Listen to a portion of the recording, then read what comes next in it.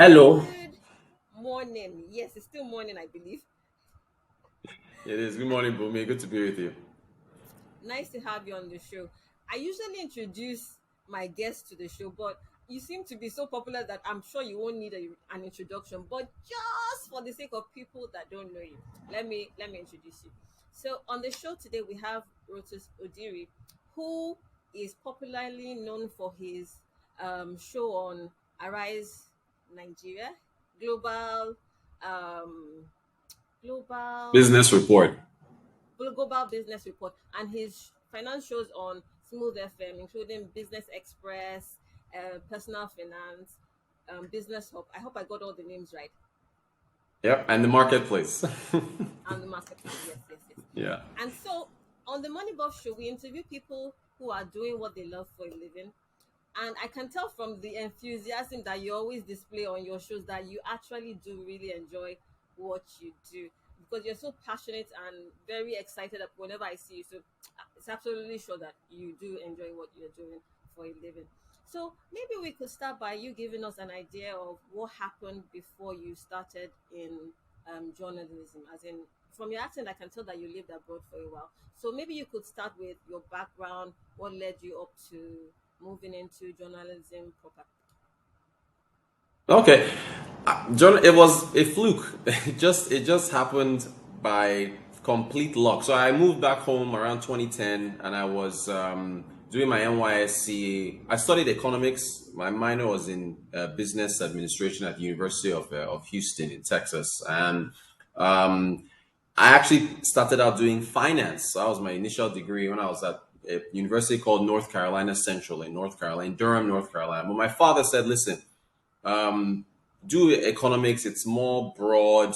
You'll have more options later in life." And that was almost prophetic advice from my dad.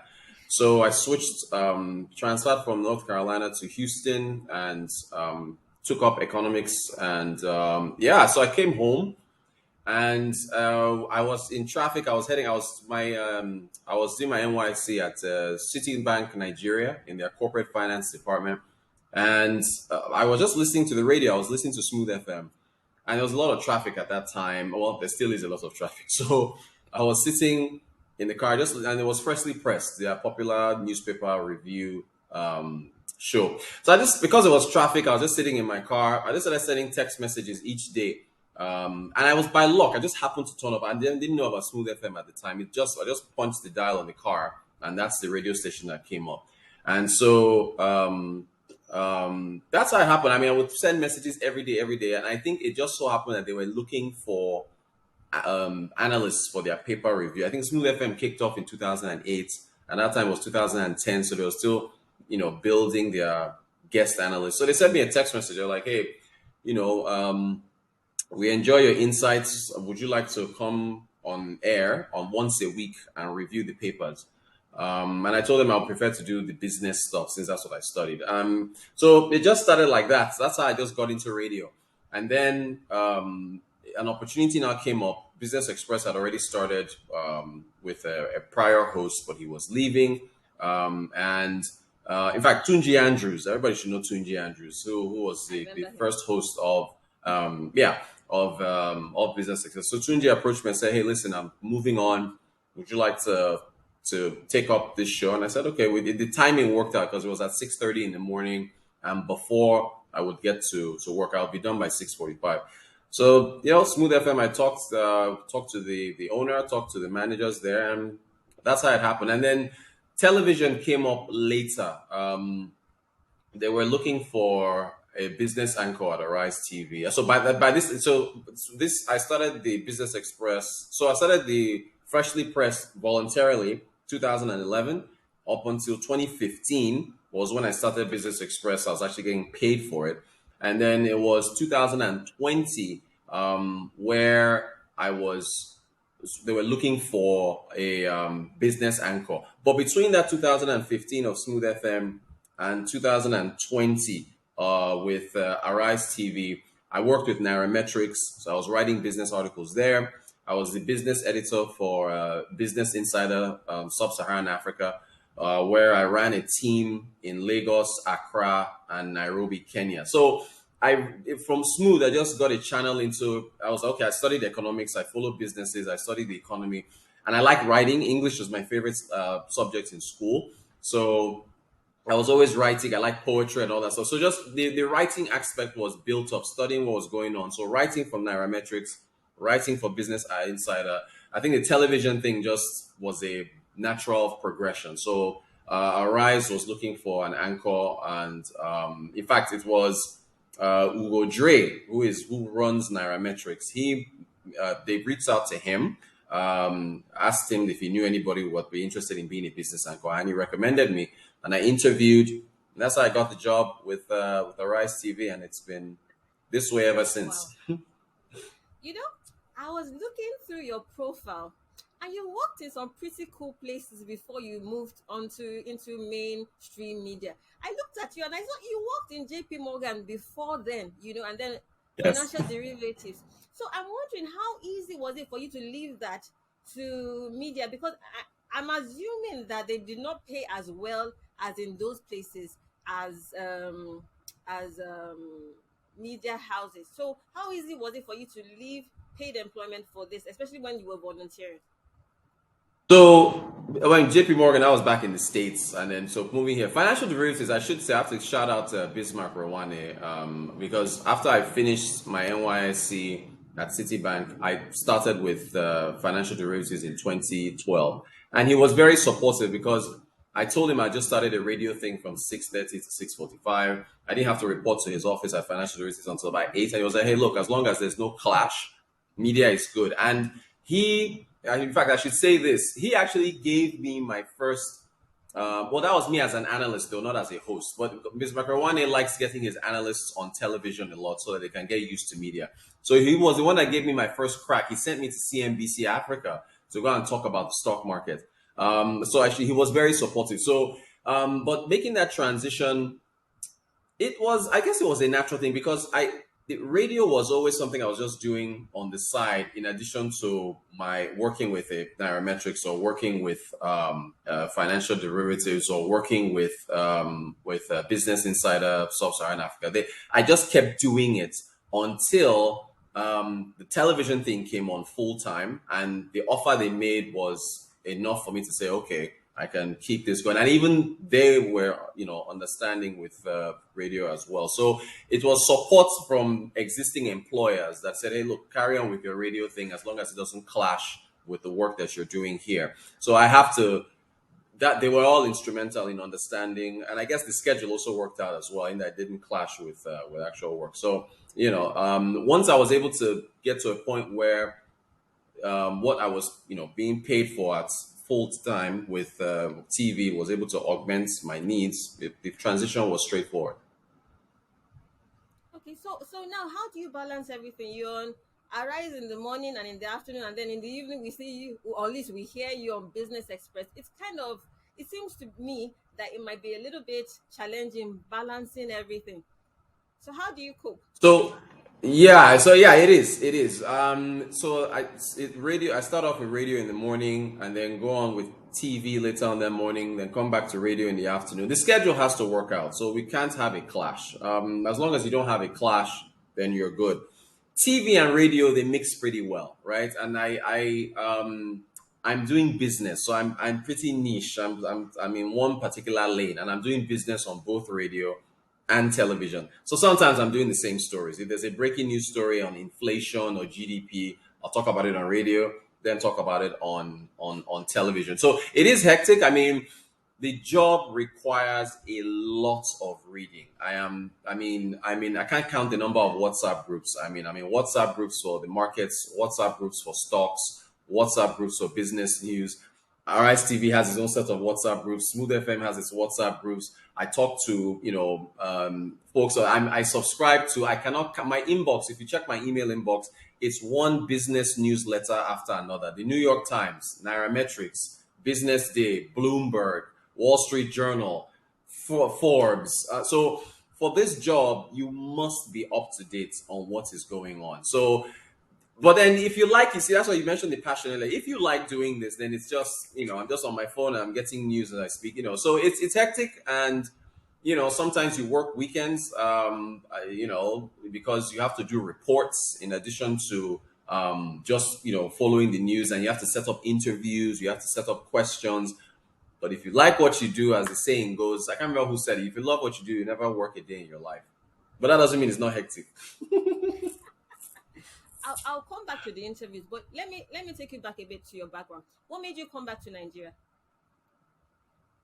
Okay, my parents, and plus there was a financial crisis at the time. This was the financial crisis of 2008 2009. So I was at JP Morgan at the time, and I did lose my job. There were three rounds of layoffs. I missed the first round, missed the second round, third round. They tapped me on my shoulder and they said, "Hey, this is we have to let go of some folks." I stayed. I got another job.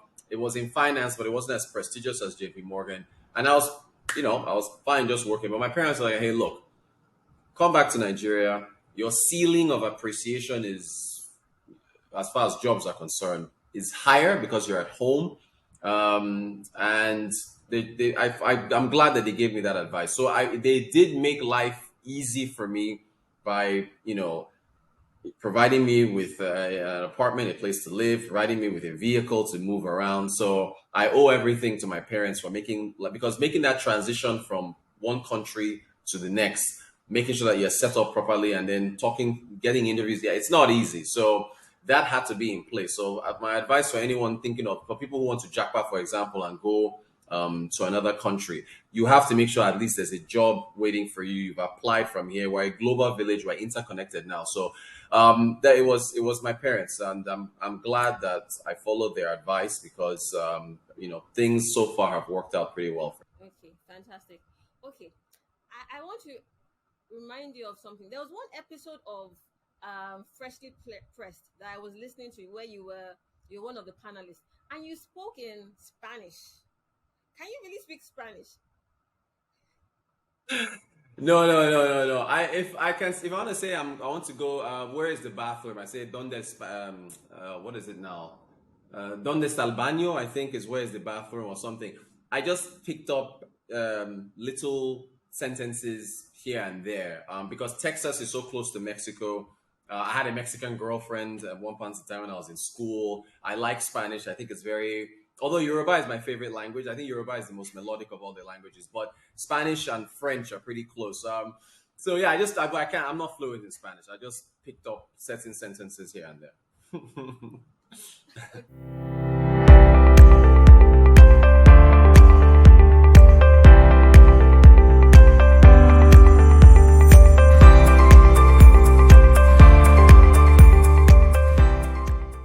Okay, okay, but you talk about and you do a lot of things. I hear you talk about movies, sports, women.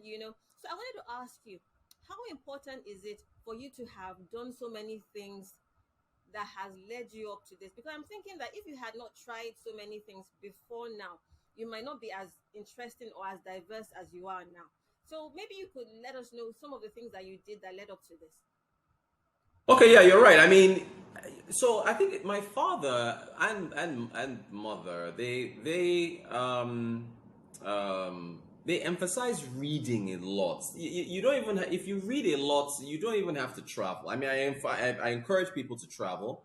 I encourage people to as much as they can, but reading is the closest thing you can get to being exposed to the world. And so yeah, I love sports a lot. I've actually incorporated sports into my broadcast. If there's a sports story that has to do with finance, I incorporate entertainment and movies into my broadcast because we talk about the box office and how much money movies make and big deals that are going on in the film. So business, and this is why my father said do economics, because you can find a business story in every sector, whether it's music, sports, whatever it is. And I think it's important to be exposed. When you're exposed to it, I have a YouTube channel where I review films. I've been so busy having able to do it, but that's what you've said is I love movies a lot and I love talking about them. So I think it helps. The more exposed you are to as many things as possible, the more you can discover what it is you're good at and what it is you like. And if you're good at something and you can explain it to other people and make it interesting, then you can get a career out of this stuff. So it's important to be exposed, and you don't have to have a multiple stamped passport where you're flying all over the world. Just read about what's going on in South America, read about what's going on in Europe, read about what's going on in Africa, read about what's going on in Asia. Subscribe to newsletters, check, read. Knowledge is power, right? And the best investment you can make is in yourself. If you invest in yourself and you learn more, you open up more opportunities for yourself. If I left media tomorrow, I'll just go back to what I used to do in financial services. I could go get a job in a bank. I could get a job in an investment bank or an asset management firm. Just keep up and read, expose yourself, and opportunities will come. Okay, right. Okay, so I wanted to ask you, um, do you think you have an alter ego? Let me explain. So I've interviewed people before that are on air personalities, and they tell me they're shy, and I'm like, how can you be shy if you are on air all the time? So I want to ask you, are you the same off air as you are on air? I am. I think I'm the same person. I've been described as, some say I talk too much. Some people call me dramatic. I'm the same person. When I get excited about something, you can see it and you can hear it in my voice. So, I am. Yeah, I think I am the same. I think I'm the same person. I'm generally positive and upbeat about life. I try not to get down on stuff. So, yeah, and I tend to get a little like if there's a big movie coming out I really like a lot. I'll overdo it and just let everybody know this thing. So yeah, I tend to. I think I'm the same person. But then maybe those that know me will be a better judge of character than I am. But yeah, I think I'm the same person. Okay. I listened to the program you did last Saturday, where you were navigating, or sorry, coordinating the economic forum, the economic outlook for Out. Yeah, Nigeria, for nairametrics. Yeah. for nairametrics. Yeah. So I remember something Chickster said, and he was talking about content and how you can churn out great content, and maybe you get only 100 views. Meanwhile, a comedian will do a skit and he will have 1 million views. So how, in your opinion, do you get people to watch or listen to content? I ask that because you're on radio and you're on TV, but you also have a YouTube channel. So what do you think makes good content?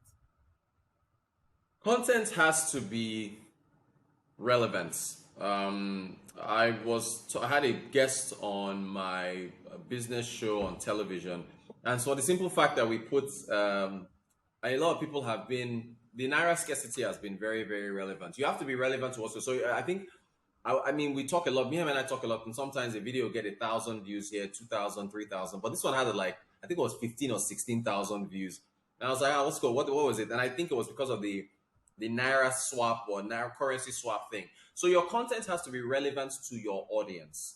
So if you are in Nigeria and you're doing business, you've got to be on top of what's happening, and you also have to pay attention to what people are talking about. So you've got to be on social media. You have to see what is. I mean, right now it's all about the elections. If you put any name of there's 2 or 3 very popular candidates. If you put any of the top 3 most popular candidates in your subject matter or in your content, you are likely to get a lot of views because everybody is on the election. So you've got to be following all the updates on what's happening in the election and so on and so forth. If you're into entertainment, then of course you would have said something about the Grammys. You would have, the Oscars are coming up. So you've just got to, you've got your content has to be relevant to your audience, and you must pay attention to what is trending. And if you fit in there, people will pick up what it is that you're talking about. Your content will you'll get some attention. Okay, right. So, how do you improve yourself? As in, how do you get? What do you measure? What yardstick do you use to measure yourself? Or do you have people that you look towards and say, "I want to be like this person"? So, what do you do for self improvement?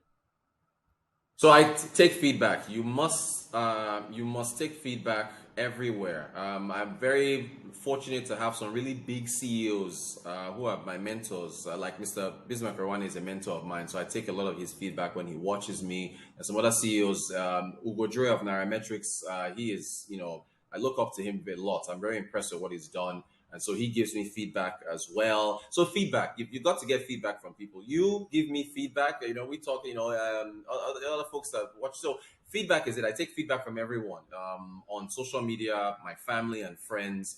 and I take points, the good and the bad. So, for example, people say I talk too fast. I keep getting that online and on my broadcast. They say, look, you read too fast. It's hard to follow you. Please slow down. I'm still working on it. I'm still working on that, for example. So that's one thing. So it's getting feedback, and also to improve yourself, just read, read. Keep reading, explore things that you've not are not familiar with, because you never know where these conversations will pop up, where that will be discussed. So I think it's self-improvement, self-assessment. Each new year, it's February now. What did you want to learn last year that what did you want to learn last year you didn't get a chance to? Focus on that this year. So set goals, try to hit them, and just continue to read. It's all about I'm repeating my father now. Just read the newspapers, just read, consume, make you a better person. Okay. And so when you go on each of your shows, what do you do? I know you can have all the information in your head, but to remember to say everything is a different thing entirely. So do you have a prompter that reminds you of your points, or what? How do you coordinate everything that you're meant to say with what you actually say when you're live? Yeah, great question. So, you talk about learning and improving yourself. When I started with Arise TV, I didn't know anything about television production. All I knew was, sit down. There is a prompter. A prompter is in front of you where you read the news, and then part of the job is to, if you know which you have a pre-production meeting.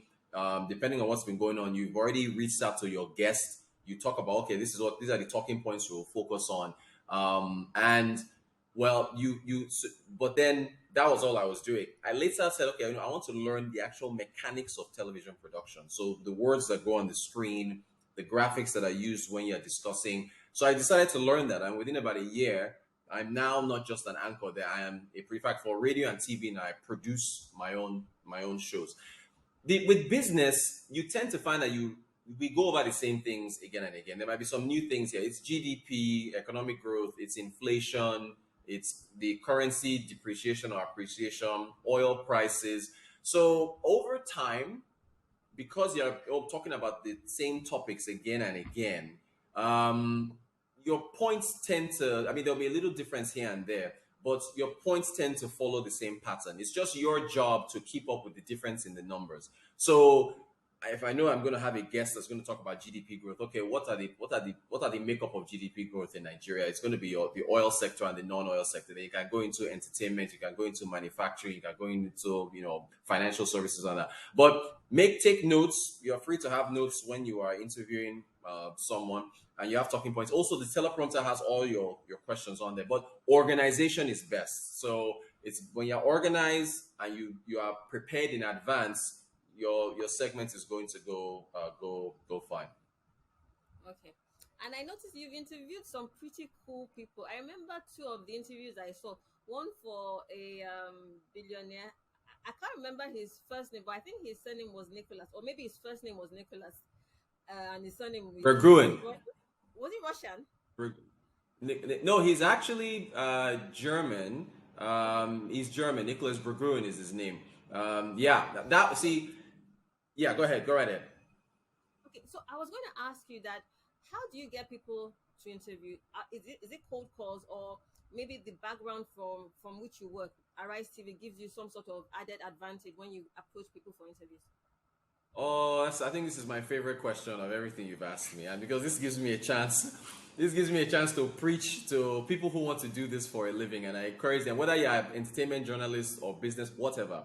You have to do the work. I go on Twitter.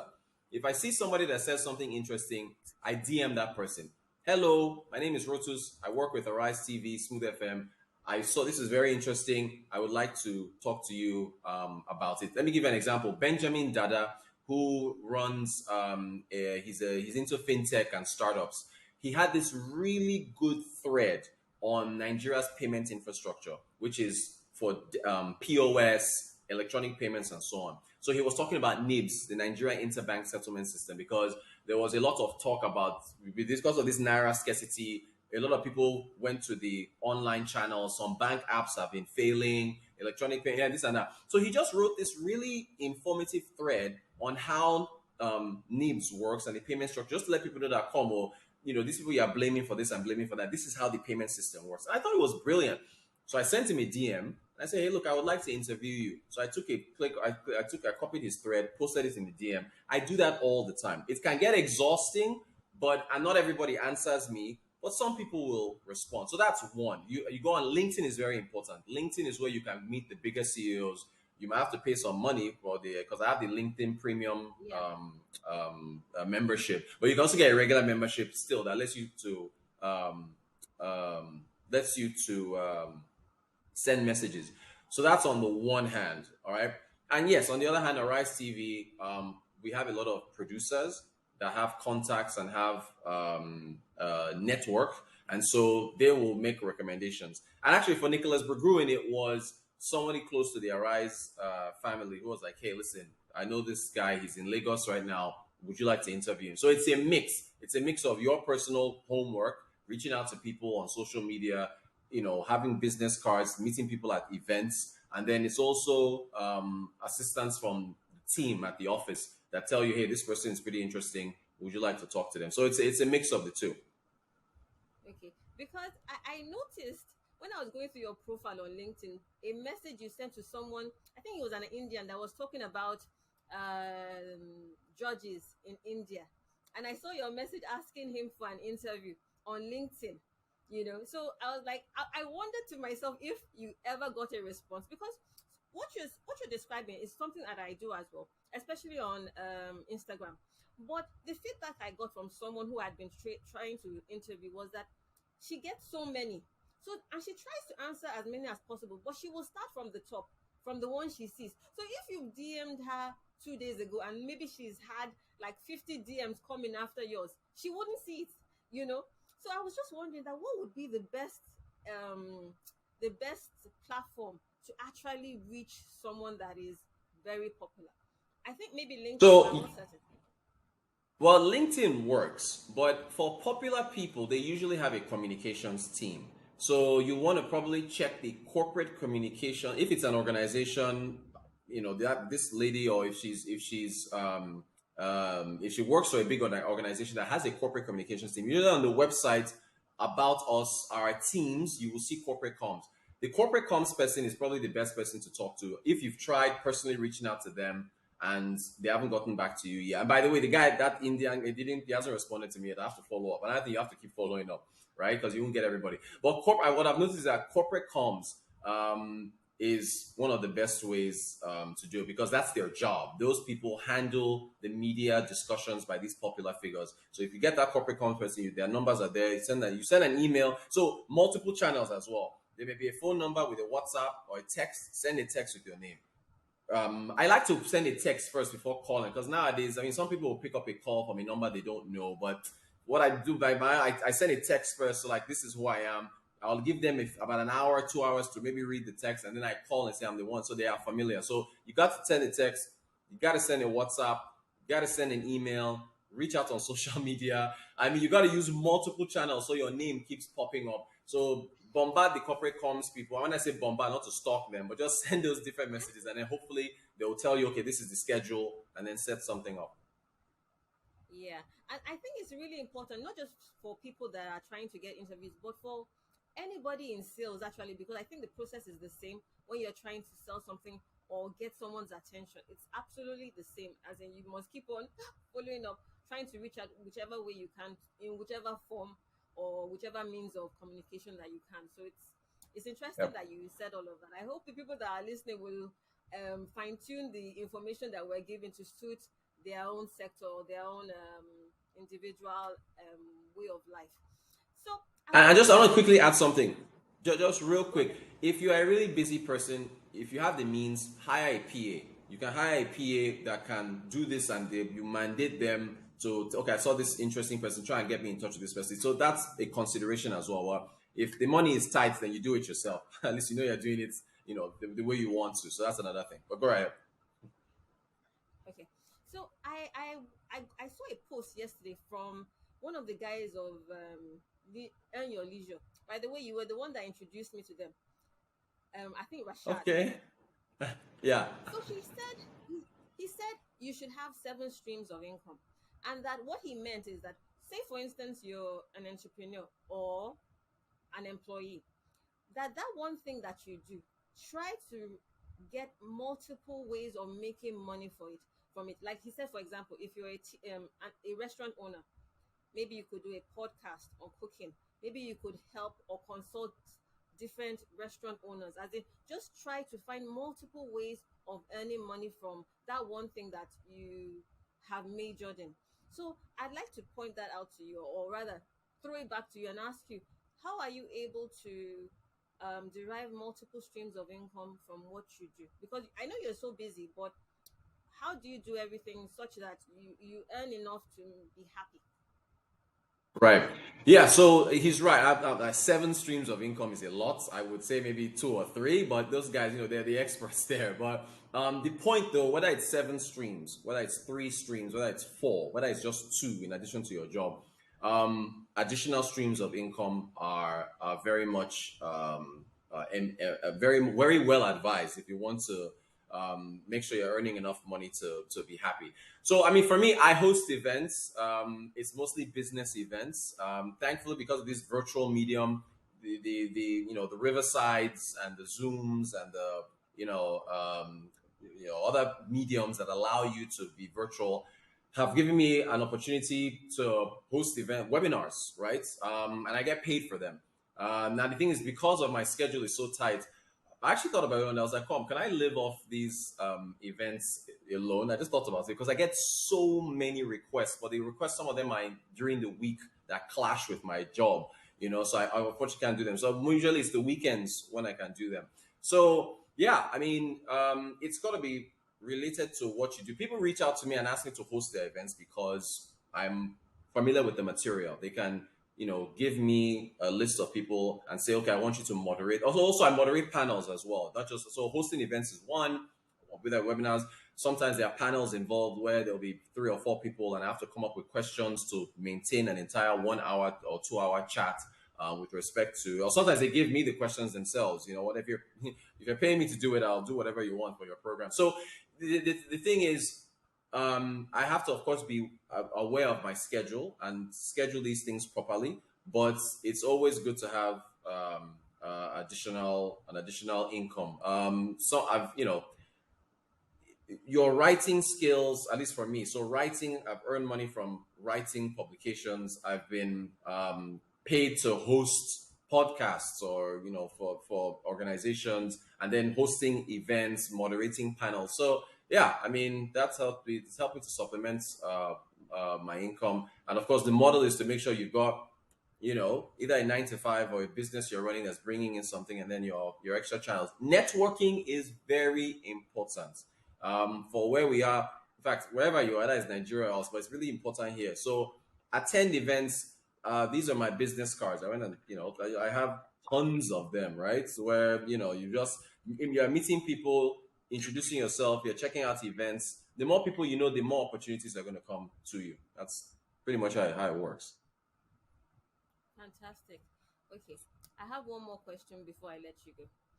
So, for people are that are at a crossroad, they want to transition to something that they love, but they are afraid that they can't make a living from it because it probably doesn't pay as much as where they are currently at. What do you advise them to do, considering you have been able to successfully make a transition yourself? Yeah, ooh, well, that's a good question. Look, as much as you have a passion for something, um, you've got to be realistic about what that passion can pay. You've got to be honest with yourself. So you look at other people. I'm sure whatever it is you love to do, you've got an inspiration. Richard Quest is my inspiration. And funny enough, I was in Davos a couple of weeks ago, and I met him. So, but Quest, myself and the few people who are in business, what we do in business journal, we're not that many. Business journalism is not as popular as political journalism or entertainment journalism or sports journalism, right? And so when I talk to mass communication majors, I tell them, look, consider doing business. You will have opportunities there. So I am fortunate. You see, there's an element of luck. Look, you've got preparation. You've got, there's also an element of luck, right? I am fortunate that I'm in a field where we are not that many. I can count the number of business journalists or business anchors, radio and TV, on maybe my two hands and maybe one of my feet, right? So because we are not that many, we are in demand, right? So your passion, it's not a straightforward thing. If you want to transition to something that you are passionate in, but it doesn't pay that much money, you love it, please do it. But you've got to make sure you do something else that is going to supplement your income, since your passion is not paying that much. So I can never discourage anybody and tell them not to do what they love, but we all have bills to pay. We've got families to support, and you got to support yourself. So this now ties to your prior question about multiple streams of income. So you can do what you love, and then you can also have your foundation, your backup, to keep you going, so that at least you'll be happy you're doing that, and you're doing other things to supplement your income, because we are living in a country where we're not doing as well as we should economically. We're not Yeah. providing enough jobs and not enough opportunities. So it's hard out here. So you really have to Yeah. make sure that you're solid financially and still do what you love as well. Okay, fantastic. I have one more question for you, even though I said the prior Bring them one, on. If the it's previous one, one was five, laughter. however many, it's all good. Okay, so we're trying to build a community such that people that watch this show have can log in, scroll through the episodes, and find someone to emulate or look to, or to see how this person achieves something, especially if that person who is watching wants to do something similar. So to keep the conversation going, I usually ask the guests that I'm interviewing to refer someone else that I can interview, to continue to have examples for the people that follow me on YouTube. So I'll be reaching out to you after the show in case you can refer someone else that I can interview for my listeners. I hope you will oblige. Certainly. I will Okay. oblige. I have people. I'll even reach out to them myself and tell them, please, let Bumi interview, have Bumi interview with Bumi and so on. So for sure, that is standard. Okay. You've been a guest on my show. You've been a guest on Business Express several times. So I don't know if you've told people. So you came through Yeah. and we had great conversation with you. So we got to get you on a rise. That's the next one. I got to get you on a rise. We have to have a segment and talk about a few things I'm not sure going on. I'll do as well on TV. I think you do great. See, that's part of the job. We have to talk to you. We'll go over the talking point. Okay, this is what is happening, and then we'll have a great show. So don't fear not. Okay, okay, all right. I'll be looking out for your interview whenever. I mean, your invitation whenever it comes up. But in the interim, it's been a That's it. pleasure talking to you. Thank you so much for making the time. But I know I stressed you a little bit because so many things went wrong today. But at last we had it. We did it. We did it. That's Thank all good. Thank you, Bobby. It's been great. thank you so much. All right.